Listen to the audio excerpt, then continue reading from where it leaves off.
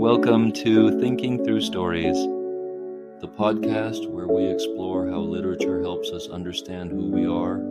Today we're diving into We, a visionary dystopian novel by Yevgeny Zamyatin, a book that dared to question the idea of a perfect world. The dystopian novel We by Yevgeny Zamyatin presents a haunting vision of a world where perfection becomes prison. Written in the aftermath of the Russian Revolution, this groundbreaking work explores the cost of trading freedom for security through the eyes of D503, a mathematician living in the glass-walled one state. The narrative takes the form of a diary chronicling one man's journey from blind obedience to painful awakening. The story setting itself serves as a powerful metaphor. A city constructed entirely of glass where privacy is impossible and every moment is regulated.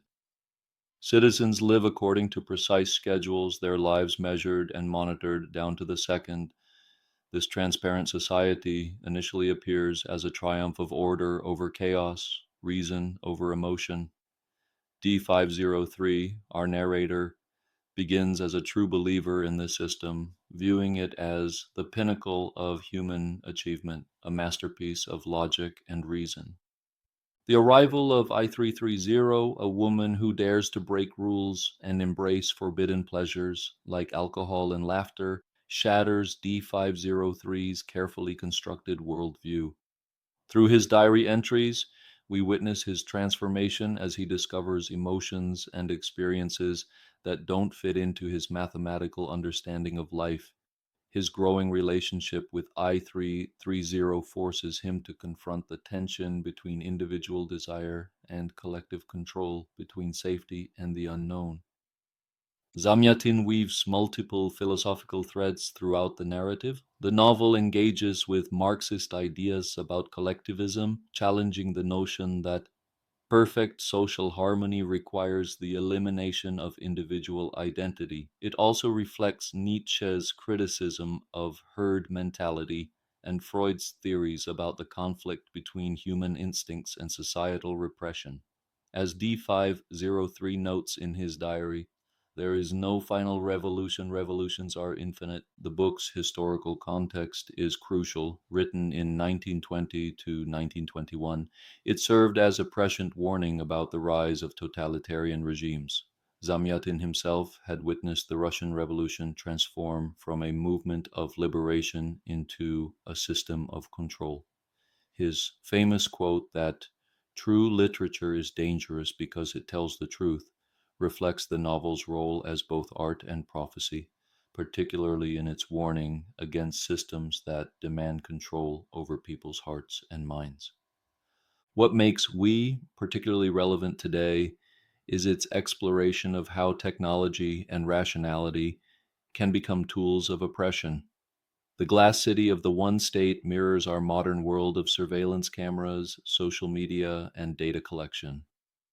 The citizens' willing surrender of privacy for convenience echoes contemporary debates about digital privacy and state monitoring, showing how easily we can trade individuality for belonging. The novel's emotional core lies in its depiction of awakening consciousness. D503's journey from blind acceptance to painful awareness represents the universal human struggle between comfort and freedom. His realization that there is no final number becomes a powerful metaphor for the infinite nature of human potential and the impossibility of perfect control.